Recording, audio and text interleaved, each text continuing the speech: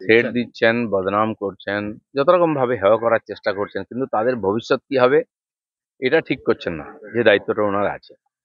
এখন এই ওনারা ভেবেছিলেন যে মাস্টাররা কত আন্দোলন করবেন, তারা যেভাবে জিদ দেখিয়ে আন্দোলন করছেন, এখন সরকার চিন্তায় পড়ে গেছে যে এই আন্দোলন চলতে থাকে, ইলেকশনের বছর কি হবে, এতগুলো পরিবার এবং সাধারণ মানুষ এই দুর্নীতি নিয়ে খুব ক্ষুব্ধ আছেন।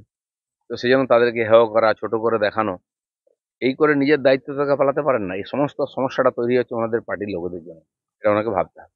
না, সমস্যার সমাধান করতে হবে। সেটা না করে উনি সমস্যাটাকে চেপে রাখছেন। কারণ ওই যে ৮,০০০ শিক্ষকের কাছ থেকে যে টাকা নেওয়া হয়েছে প্রায় ৮০০ কোটি, সেই টাকাটা তো আর ফেরত দিতে পারবেন না। কারণ তার পার্টির লোকেরাই যুক্ত, উপর থেকে নিচে সবাই। এবং কি পার্থবাবু ভেতরে আছেন, তারও এতে হাত আছে। তো সেই জন্য ওটাকে ছোট করা, হেয় করা। পুলিশ সহিংস বলছেন, পুলিশ কিভাবে শুরু করেছে ওদের আন্দোলন দাবানোর। ডিআই অফিস ঘেরাও যেদিন জেলায় জেলায় হলো, সেদিন পুলিশের আমরা রূপ দেখেছি।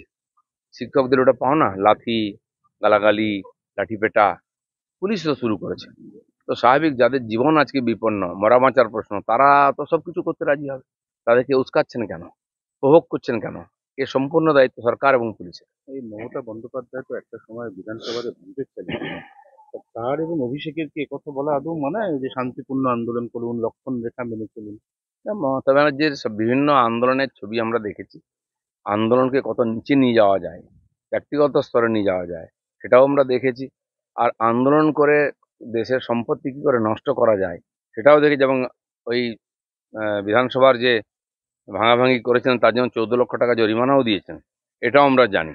সেই জন্য যিনি বললেন আন্দোলন লগ্নে আমার জন্ম, তিনি আন্দোলনকে দাবাচ্ছেন জোর করে, এটা কি করে আমরা মেনে নিতে পারি? তো আপনার জন্য আন্দোলন নীতিগতভাবে ঠিক আর বাকিদের জন্য বেঠিক, এর ডবল স্ট্যান্ডার্ড হতে পারে না।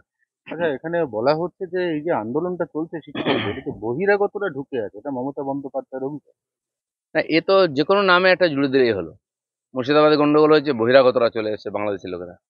এখানে বহিরাগত, আন্দোলনে বহিরাগত, আপনি কি করছেন বহিরাগত কি না সেটা দেখার দায়িত্ব সরকারের নয়? কে বহিরাগত ওখানে বার করুন না টেনে। যাকে পুলিশ লাথি মারছে সে কি বহিরাগত নাকি, যাকে লাঠি পেটা করছে? অসফল শাসকের এই ধরনের উদ্ভ্রান্ত মূলক কথাবার্তা।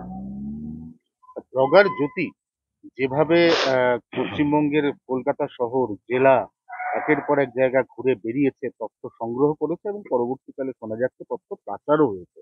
আমাদের রাজ্য এই মুহূর্তে কতটা নিরাপদ? আমাদের রাজ্যে যথেষ্ট সার্ভাইলেন্স কি হচ্ছে? না, দেখুন, যখনই সারা ভারতবর্ষে এই রকমের দেশবিরোধী গতিবিধির উপরে অঙ্কুশ লাগাবার চেষ্টা করে সরকার, তারা পালিয়ে পশ্চিমবাংলায় চলে আসে। পাঞ্জাবের গ্যাংস্টার থেকে আর মিজোরামের উগ্রপন্থী নেতা, তারপরে আইএসআই মডিউল, সিমি জামাত আল কায়দার মডিউল, সব এখানেই পাওয়া যায়। ধরা পড়ছে, এনকাউন্টার হচ্ছে। এখান থেকে আধার কার্ড আর রেশন কার্ড বানিয়ে নিয়ে চলে যাচ্ছে, অন্য রাজ্যে গিয়ে উৎপাত করছে, সারা দেশে অশান্তি করছে। বারবার হয়েছে। এই নতুন একটা উদাহরণ পাওয়া গেল। মানে যা কিছু দেশবিরোধী গতিবিধি হবে তার তার কিন্তু বাংলার সঙ্গে জুড়ে যাবে।